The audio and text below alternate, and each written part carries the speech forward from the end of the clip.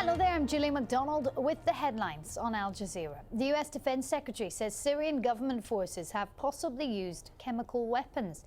Chuck Hagel was speaking about the alleged use of chemical weapons in places such as Aleppo in March. President Barack Obama has in the past said that any use of chemical weapons in Syria would cross a red line for US intervention.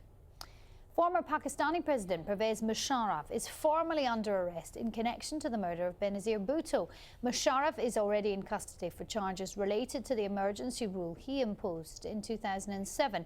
He'll appear in court in Rawalpindi on Friday. Kurdish rebel group, the PKK, says it'll begin withdrawing from Turkey next month. The armed separatists agreed to a ceasefire last month after fighting Turkey for nearly 3 decades. Jane Arif has more. It won't happen instantly. In fact, officials say it could take until the fall to withdraw the thousands of fighters. That's because they're keeping their weapons and they're treating it as a guerrilla operation. They'll move under the cover of night and they'll move in small groups. By the time they get here, they'll launch the second phase of this. They say that's negotiations with the Turkish government, basically centered on getting the government to acknowledge that Kurds do exist, with everything that entails.